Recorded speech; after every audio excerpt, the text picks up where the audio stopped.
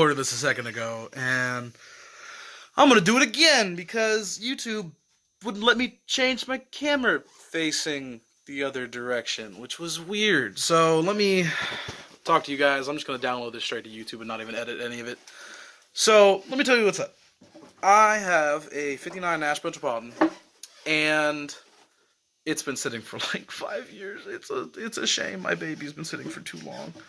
I've never really truly ever gotten roadable, which is a damn shame. So about 3 weeks ago, I got a message from the Maryland Metropolitan Owners Club leader, top dog, whatever you want to call him. And he said there's a car show going on near me where the British are coming again car show. And he said the featured mark is actually Metropolitans, and I'm thinking I'm the closest one to the show. And I actually want to get my car on the road and over there. So it's gonna be a lot of work. I just took the hood off tonight with my dad so I could get a basic idea of what I gotta do. There's a lot. I'll turn the camera around and I'll show you guys in a second. Well,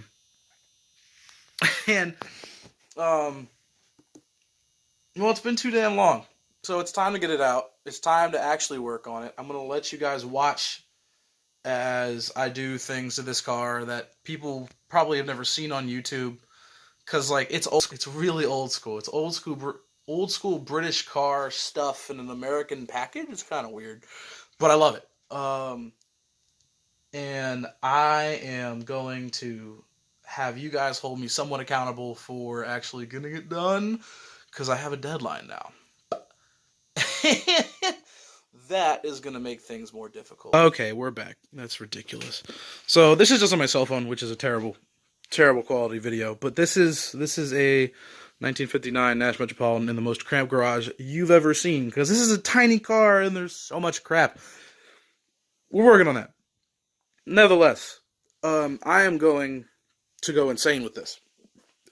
So, tiny Austin engine, basically what you'd find in an MG or a Mini or something like that, in an American package. So, let me explain what I'm going to do in the upcoming weeks real quick. So, I took the hood off. You could probably guess why. I'm taking this engine out. It's not going to be too bad. Apparently, back in the day at dealerships, I could do it in about an hour. I talked to a guy who knew from experience. Right now, I've taken a few bolts out. I have to take the radiator out. I need to drain it. I don't have a pan over here right now. I wasn't going to get that into it tonight. But radiator out, upper support out, grill, engine mounts undone, all that, everything electrical undone. There's a lot to do to this, guys. I've had a fuel leak. That's not oil, it's WD-40.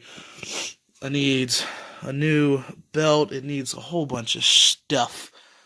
And the wiring, oh man, the wiring's all sorts of sketchy because someone else did it. Some of it's original, some of it's not.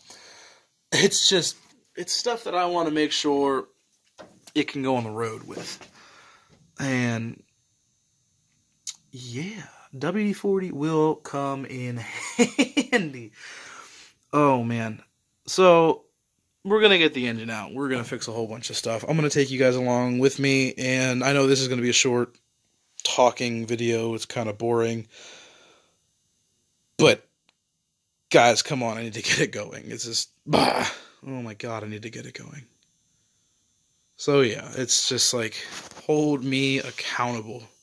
Please. So, this is like a week later from when I was talking to myself in the garage with the car. I haven't done anything to it because I just come home from work and crash. Wednesday I tried to do DMV stuff. That didn't work out. Driving around a parking lot now because there's supposed to be a car show here in like 15 minutes. The only vehicles that are here are bro trucks, and it looks like it's going to be terrible. So, I'm probably going to end up going home and working on the Nash like I should have done like all damn week. If something good happens to this car meet, I'll let you know. I don't think it will. I'll probably just catch up with you guys when I get back to the house. So, yeah. Alright, guys. I haven't even posted a video. Hold me accountable! I'm just now actually getting to work on the fucking car. I'm starting to... I just drained coolant. Take the hoses off. I will be taking the hoses off. And removing the radiator so I can actually take the whole support out. And then let me get you like a real camera and show you, because it's simple. It's an easy car. Apparently it only takes, well, for a professional on these cars, it only took like an hour to get the engine out. So I'm not a professional on these cars. I'm just learning this thing. So give me a second. I'll get my other camera. Okay. Pretty fender covers, right? They're brand new. Okay, just drain the radiator. There's a drain. It's like down there. There's a bottle you can actually see. Gatorade bottle. It was a little bit more than a gallon, so I had a Gatorade bottle just like to take the extra. Coolant actually didn't look too bad. Okay, but this is a copper core radiator, and all of that is corrosion, and it's terrible. So I'm taking the radiator out. I'm going to see what it costs to get a steel recore that's more efficient, because, I mean, if you're going to modify anything on a classic car, make it the cooling system so that you never overheat, which is the major issue with any classic car. So, got the coolant drained out. That hose needs to come off. That little itty bitty hose needs to come off. That's my brake switch, my brake light switch. Not hooked up. That's my fault when I did brake lines, which look kind of terrible all down there. Yeah, when I did brake lines, I accidentally tore those out, and I need to strip the wire back and put them back in there so that it works, because it's a pressure switch. You press the brake, pressure gains in the system, and the brake lights come on. Anyways, different subject. There's 4 bolts. 1, 2, 3, 4. You can't see those ones, but there's 4. Don't worry. That hold the actual radiator in. That and the hoses will. One of them has a ground strap. That is a big ground strap for... it's such a small car. It's a giant ground strap, which has also been painted. Yeah, there's some dodgy paintwork on this car. That's all gonna come undone, and then these whole shroud that goes around the thingy is gonna come out, and then since the hood's already off, this engine goes up and out. So, ooh, it's bright. Yeah, I got natural lighting in here because it's daytime. Duh. Fluorescent lights, we'll see later in editing if those flicker or not, but I think they do. I mean, I can hear them humming, I would assume. So I'm going to set you guys up on a tripod, and you guys are going to stalk me while I do this. So, here you go.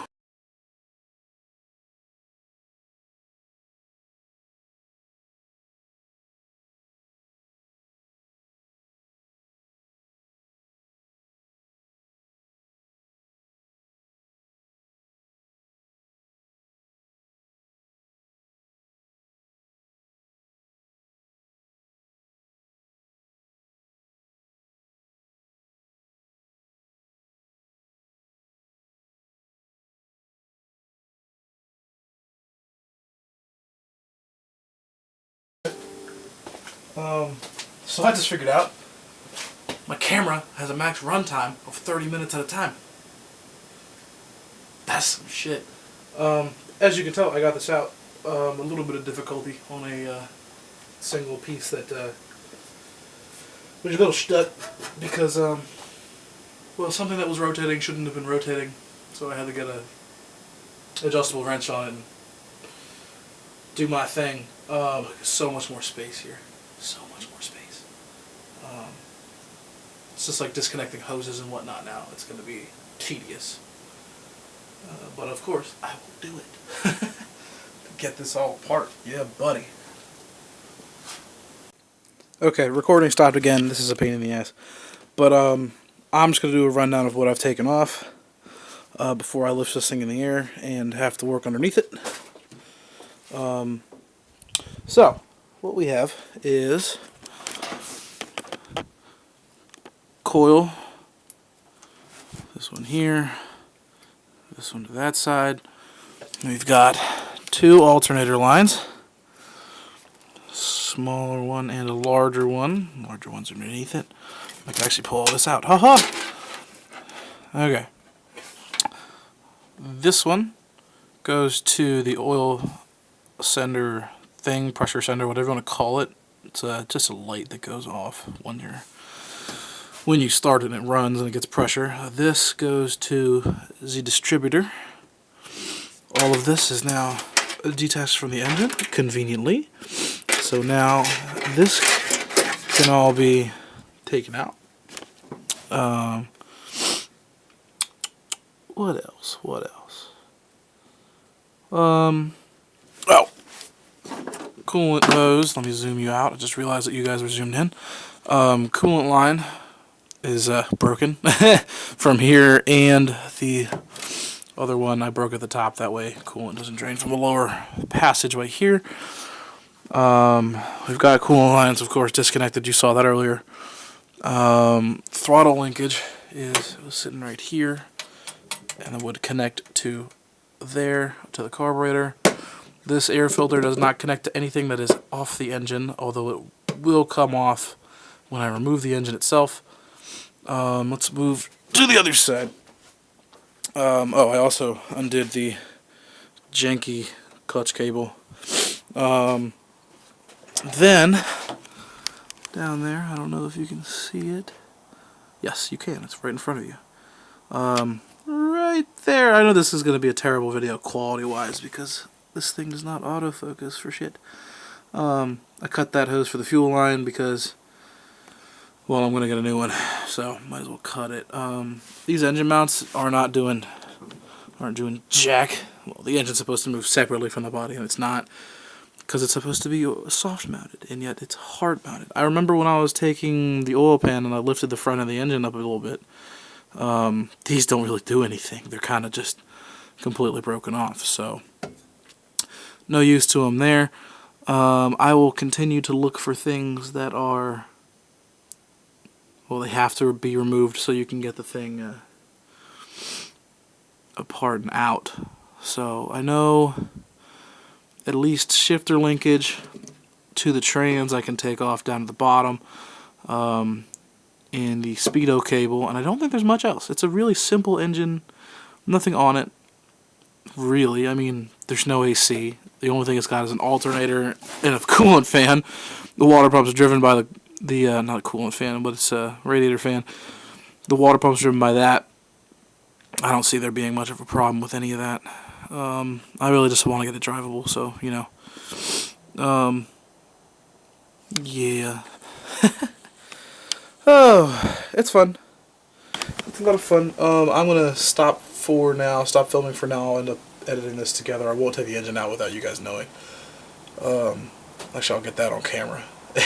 And that'll be the next step of things, and then I can put that out in the shed and work on it out there, because I have space out there and not in here.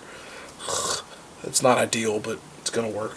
I have a lot of gaskets. I will adjust valves, check timing, rebuild the carburetor. Possibly, I think I have a new alternator just chilling, or generator just chilling. I will hook that up. Rebuild the fuel pump.